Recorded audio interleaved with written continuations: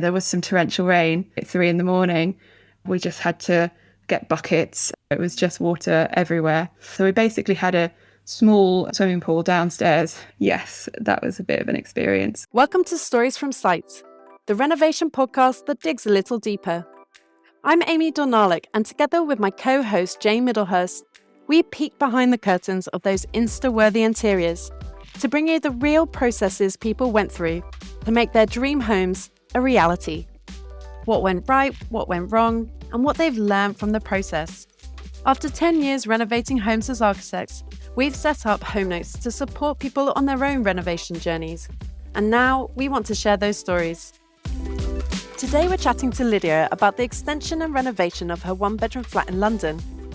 Lydia is an architect and ceramicist with her own practice, Fettle Studio. Together with her partner, architect Dan Ruddick, they wanted to wholeheartedly get involved in the build process.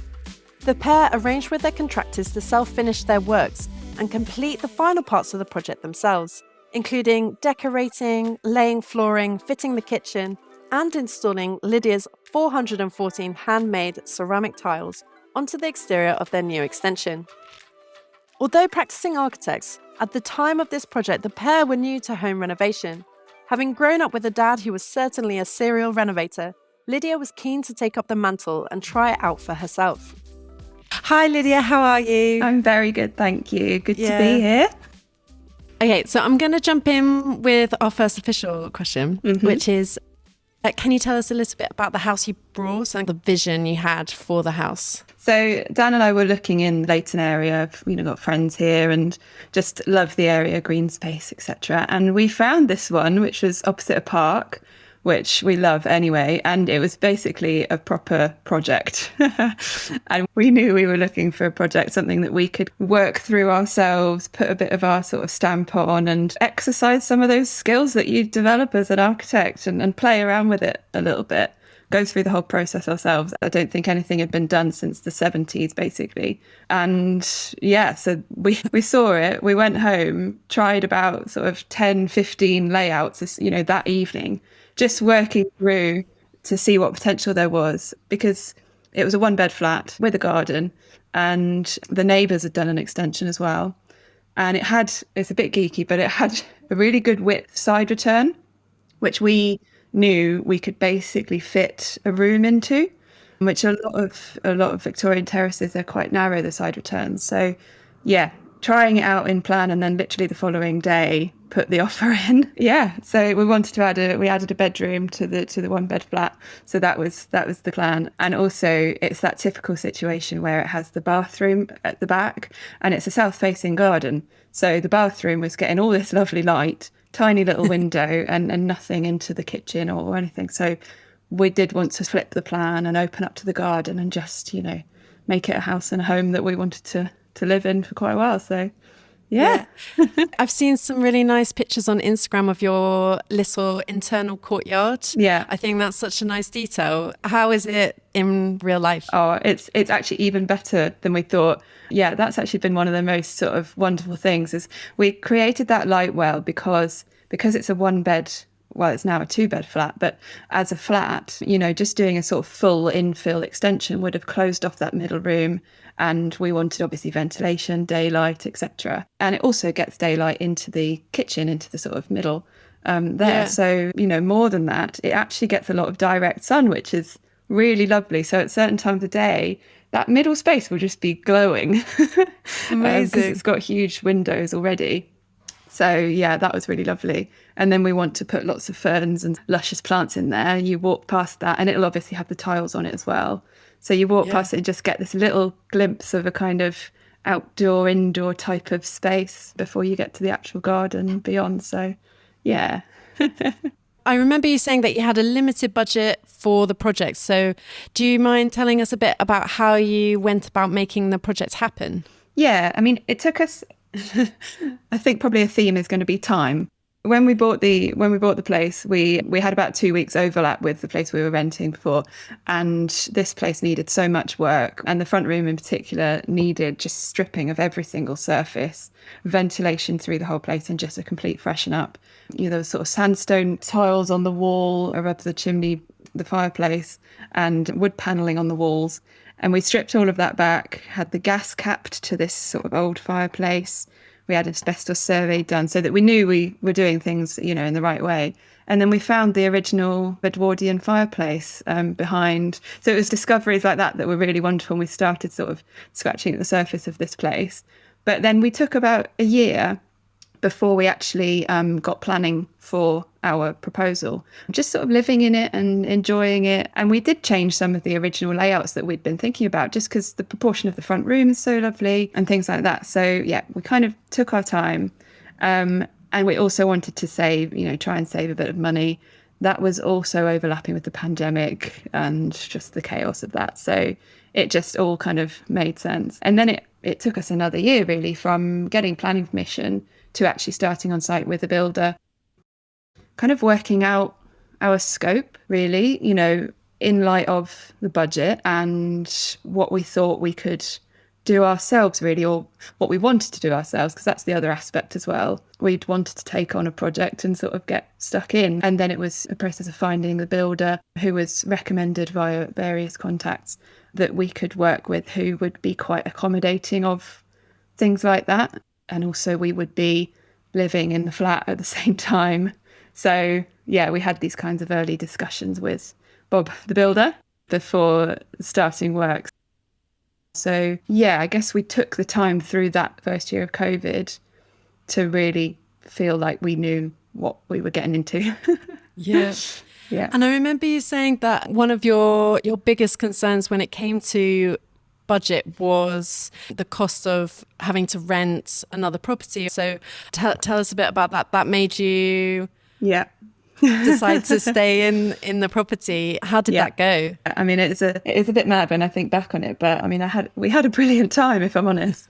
The build program can be something that is, slightly unpredictable, and especially with our self-finishing route, you're not exactly sure where you try and set the line as clearly as possible, but there are often add-ons and things like that. For example, we thought we were going to keep the original kitchen and just repurpose the carcasses and then get new doors.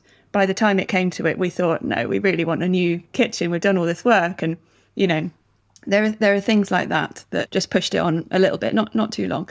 But, in some projects it can go on a lot longer, and it was just that unpredictability. Also with COVID and our jobs and things like that, which we were both working full time. So it was just that unpredictability and the outlay of rent that we really wanted to stay in the flat. And so we made it work. We managed to store a few things at friends' houses, and we basically lived in the front room. The middle room, which is the other part of the original property at the front, was sort of storage room, occasional work room, and temporary kitchen. And then the builders made us this little cubicle where the kind of new bathroom would go, but sort of tucked in an area that they weren't doing too much work in. And that was just sort of toilet and sink. So we did go for 4 months without a working shower, which I think is a bit mad. But, we had good friends around the corner, local leisure centre, or going to the office or whatever it was. So yeah, we made it work. You suddenly were at the gym every day. That's a good motivation. Yes, not for the normal reason people go to the gym. Yeah. And I think I sort of was going to touch on this later, but with us both being architects as well, there was a kind of mutual understanding of what we were getting into. And also, we've been together a long time. We've, done little projects here and there. And so we were both prepared, which a lot of people, I think, are maybe not so. We were quite sort of balanced in that. And also, I feel like I've sort of always grown up on half a renovation project. My dad is a sort of serial renovator, you might say. So, yeah, I mean, I was just very used to being around building sites, I suppose. Yeah. I guess because normally you're working in residential architecture. How was it being the client versus being the architect? Yeah, I mean, at that time, I was actually running a community centre project because I was still working in practice, and it was after that I then took all of the kind of things that I'd learnt, and I've been doing, very small scale private resi for a long time alongside my sort of main work, and now I obviously do it full time alongside other things. But yeah, it was a real balance. It was client, architect, also project manager. And yeah, to be honest, the project managing is the biggest thing, because, there's not such a demand for, overall drawings and things like that. It's more just decisions, literally decisions on site, or, where's the light fittings for this? We need to install them tomorrow, or we've got a delay on the radiator or something like that. So yeah, that was interesting, but all kind of came together. And I think just good communication and sort of, collaboration, mutual respect for each other. And we really did get on with the builders really well. And then I think in terms of the client side, it's the managing costs. We had this big spreadsheet. God, I love a spreadsheet. And yeah, everything was going into that. And if we made, different decisions or tweaked a product that we were going to add in the kitchen, for example, it just had to go on that spreadsheet. And then some things get pushed down the line. A new sofa is not going to happen. We've got a perfectly fine sofa for a while. Things like that, really. Yeah. So would you say that you managed to stay on budget? Yes, I think so. Our cost plan allowed for the sort of whole build, which we're still doing, really. And, we've done a bit more on the garden than we would have done, because you start to finish the house and you're like, well, I've got these beautiful windows. I can look outside and see this building site of a garden. So there are things we've added, but also time has gone on, and you get more comfortable with the process and your outgoings and what's within your control. I think that's the main thing, actually, is control, and to feel like you're in control of the decisions of where you're putting the costs. Yeah.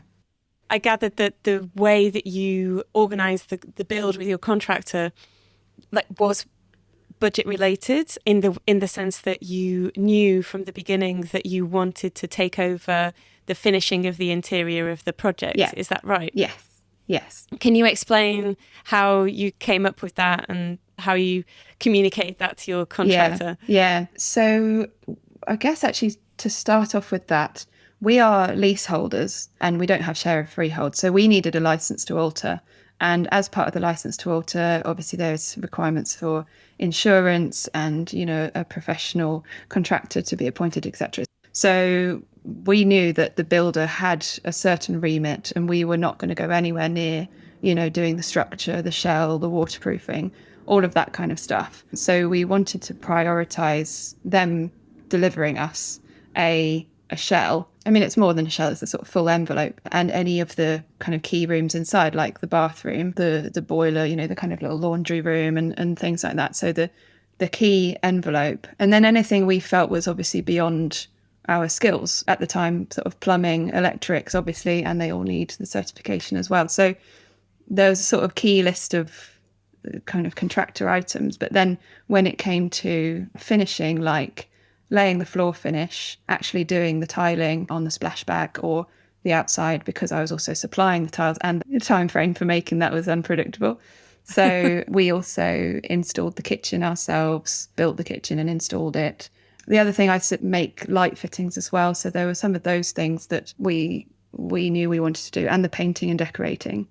So, that was sort of labelled up as such on our details and our drawings and our finishes schedule, essentially. And then in the scope of works, when we discussed with the builder, he gave a very good itemised cost plan. And then, it was literally sort of zero next to the finishes. And there were some elements that we did end up bringing in. So, for example, we've got a kind of plywood lining around our doors, and we were going to do that along with the plywood skirting and any joinery, because we could take our time over that as well. But really, to finish their works, the junction between walls and doors, the kind of frame, really that needed them to do that. So we added that in for them to do. It's kind of hard to see at the beginning, but you try to draw that line, and it may shift slightly. But yeah, I think we did quite well in the scheme of things.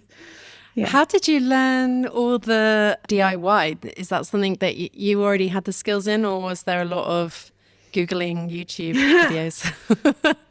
Oh, yes. A lot of time on YouTube. And I think also the approach of Dan and I maybe is Dan will watch a lot of YouTube videos and feel like he's fully equipped. and I will sort of get on my hands and knees and give it a go. So between the both of us, and I think I get that from my dad, really, to be honest, between the both of us, yeah, we kind of learn and develop. And, to lay the cork flooring, there's quite a knack to this interlocking kind of boards that they are. But, so it takes you twice as long to do the first sort of row or actually the second row. And once you've got it, you're flying. Tiling the bathroom, we had to take the toilet off the wall sort of 2 or 3 times to kind of get that right. Or, yeah, there's, I think it's just practical learning and building it up with the kind of knowledge, or asking people and getting people around. If, we've got friends who are doing similar things, maybe not to the same extent, but there's good sort of camaraderie to it, I think. And does it feel extra special having been the ones who have contributed to the actual building? Yeah, I really, I absolutely love it. I mean, I think I would have loved it anyway, but just that sort of sense of fulfillment that, we've made our home, and also the confidence that I know what went behind that plasterboard, or where the wiring's going in the wall, or just, if we need to change the plug in the sink or something, we can do that. The number of times I've been underneath that sink and changing all the bits. We just sort of got confidence in things like that. So yeah, it's good. That's amazing. I think it's really just nice to get to know your house like that in an intimate way. Yeah. Kind of part of you both. Yeah. We've still got bits that we're doing in the front 2 rooms, because they're the ones that we definitely didn't prioritize. They're just real sort of finishing elements. So basically we've got a baby on the way. Yeah, thank you. And, with the whole energy bills and everything, we decided to insulate beneath the floors, because it's a sort of typical raised timber floor. And that was part of our original brief. It's just we didn't give it to the builders to do. So yeah, we've sort of had the confidence to be pulling up the floorboards and laying breather membrane, putting down the mineral wool, vapor control there, putting down the floorboards again, and hey presto. It's not quite as quick as that, but yeah. Talking about time, from the builders section of works and then your section of works, how long has that been? So the builders, originally they were going to be from May until August. So that's 2021. And they went until September because, we added a few bits in. And then basically since then, it's been us really. And there was a sort of big push to Christmas to get the floor down, get the kitchen in. Obviously, when you have family arriving, which we did, then you want to obviously enjoy it to its best. And then, this spring has been concentrating in particular on finishing the tiles. And then obviously now it's going to be installing the tiles, but also getting the middle room sort of ready. And finishing up bits and bobs in this room. But I kind of have to say it has to be a process that you have to enjoy if you're going to go through this sort of length of time. It has to, for me, there's the builder's works, which is a sort of finite amount of time. But for me, it can't be sort of before renovation and after renovation, because you have to enjoy life at the same time. Sometimes you will obviously prioritise, the bank holiday weekend will be really important in terms of installing the tiles, and that's the priority. But on other weekends, you just have to prioritise, going to a friend's birthday party or relaxing, going on holiday. Like, things need to happen. And I think the key is to take the pressure off. If you're going to sort of do it like this, just need to take the pressure off, because things always take twice as long as you think they're going to. So you can't beat yourself up when that happens. I think I remember that from our own place, just finally thinking, wow, I can't wait for a time when the weekends aren't just thinking about that to-do list. And it did eventually happen. And I've forgotten about, you just reminded me that feeling of finally getting the weekends back. But you're right, if it's a long-term commitment, then you need to interdisperse that with fun things as well. Yeah. I think it's part of certainly I enjoy doing it. And, my dad's still sort of tinkering with his thatched cottage in Dorset, that it's a hobby as well. The same way I sort of make ceramics, it'll be thinking up a window seat or a shelving unit, or they'll just get small in scale. It probably won't end. There'll be other projects that are Definitely. Coming up. The garden, for example, as well, want to build a pond and things like that, but all in good time. So what would you say was the best bit? The best bit? Gosh, I think the moments when So the steels coming in, that was really exciting.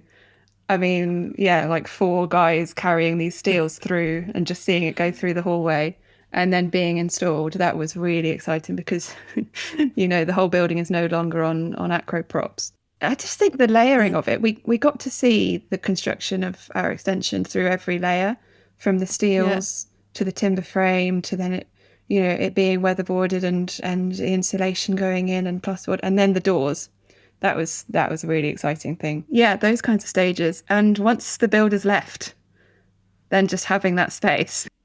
Yeah. And the kind of light coming in and things, you plan it as much as you can, but to actually experience it the way that the sun comes in and, you've got the right sort of spot for morning coffee or kind of evening drinks or whatever it is, and it all kind of works. That's, I think, they were the best bits, really.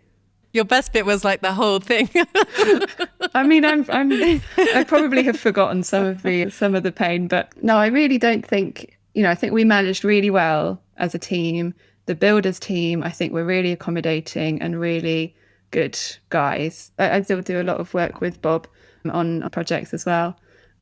I don't want to shine too much of a shiny light on the whole process. Obviously, it was living in that one room, some of the unexpected things were, and maybe the sort of low points, the amount of dust. I cannot express enough if anyone's going to do this. Just the dust gets everywhere, even if you've got closed doors and protected areas and things. And then there were times where we chose to build in spring, summer. So that was a kind of planned to try to make the best of the year and the weather. But, there was some torrential rain. And I think our lowest point was basically our lovely timber beams going in over the ply boarding or deck. And they'd done the insulation, they'd done the single prime membrane, but they were just finishing the flashing and hadn't quite. And they had sort of not quite protected it enough. And just torrential rain. And basically at 3 a.m, we just heard, all streaming down through this room. And we just had to get buckets. And I mean, we had the DPM down. So we basically had a small swimming pool downstairs, and the roof was filled with water as well. So it was just water everywhere, and just had to try to sort it out and then let it dry. But luckily, it all looks fine and lovely. But that was a bit of an experience, and I think that was probably our lowest point. Yeah. Looking back on the things that you've learned now that you've been through all this, would you set up the project in the same way and make the same decisions that you did, or is there anything that you might do differently if you were going to do it again? I think if it was up to me, then yes, I would do it the same way again, because it does feel like a pursuit that is more than just delivering an extension.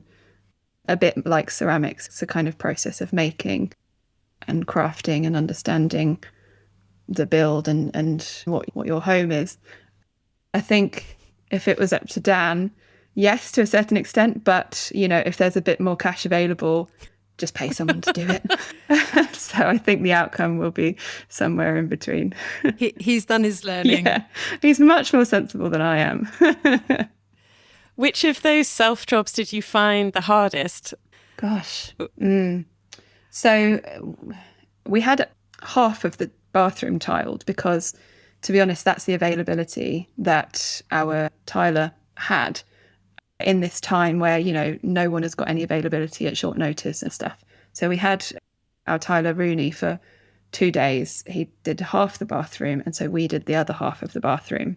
And if I'm honest, by the time we cut the last tile, that's when it was like, oh, this is how you cut a tile in the most, the best way. But it's not until you get to the last one that you really learn that. So I think we would have paid, if he was available, paid him to do the whole lot. Having said that, we are now about to tile the outside of our building and the splashback. So with the skills that we learn on that, we can now do these. How much saving do you think you made through going down this route? Oh gosh, I don't actually know in terms of saving, because also we, to get a builder in, so say the tiling, for example, would have been much quicker than us. So I can't sort of quantify our time on the labour side of things. So it's really hard. I would have said it probably another 20% on top. Yeah, something like that. It sounds as if the message is it shouldn't be solely a cost-saving exercise because there's just so much more to it than that. I guess if people are looking at a project like that and thinking, oh, well, let's shave off these things and we'll do them ourselves, it's kind of a life choice, isn't it? It's a lifestyle choice for you. It really is. Yeah, definitely. If that's a choice you're going to make in order to assist your budget or cost management, it has to be for other reasons. Otherwise, it's just going to be painful when you're trying to finish it or install that kitchen or even doing the painting. There's a mist coat that you need to do, and then you need to sand that down, and then you need to do the painting. It's not just literally a lick of paint. Ideally it would be that the builder does do, as much as possible, if not all of it. And that's what most clients would prefer. But I think then budget does come into it, or your eyes are bigger than your belly kind of thing. You fall in love with the vision, but you need to balance the books as well. Yeah. What would be your advice to any homeowners thinking about going down this route? We were quite lucky that we were obviously both architects, both knew kind of what we were getting into. A lot of people maybe don't quite have that, or there's a bit of an imbalance into what the expectations are. So I would recommend preparing as best as you can beforehand, taking your time to understand your own building and what you want out of it, and try to make that line really clear if you are self-finishing. Also, make sure you're having good conversations with the builders and that they're prepared for what you would like to do before you get to that point. And then enjoy it, really. It's the key thing. That's such good advice. So I guess final question, do you think you'll do another one, or is this your forever home? This is definitely not our forever home. And yes, I mean, if I'm honest, I think we would always look for a project to put our mark on something and use our skills to kind of, add a bedroom or extend it or sort of tweak it in our own way. And because we've got the kind of creativity and the design, but also a little bit more of the physical, practical skills now, it's lovely to be able to apply that to something else. And it is a bit of a way of life, really. That, slightly addictive. You can't help but look at the potential of somewhere and want to improve it. So, what does your dad think of your way of life now? He is super proud. And my sister, having done hers as well, he is so proud that we've both sort of followed in his footsteps. That's so nice. Well, thank you so much for your time today. It was a real pleasure to talk to you. It's so lovely hearing what you've done. And seeing the amazing results as well. And I can't wait to see those tiles go on. Good. Yes. No, I'm loving it and look forward to, updating you and celebrating when it is finished. And with the new arrival as well. That's going to be amazing. Yes. I bet you're glad you've got that second bedroom ready. Exactly. I mean, you could say it was all planned. If you want to see pictures of Lydia's renovation, including photos of her beautiful handmade tiles and also works in progress, head to our website at homenotes.co/stories from sites, where you'll find more information about the project.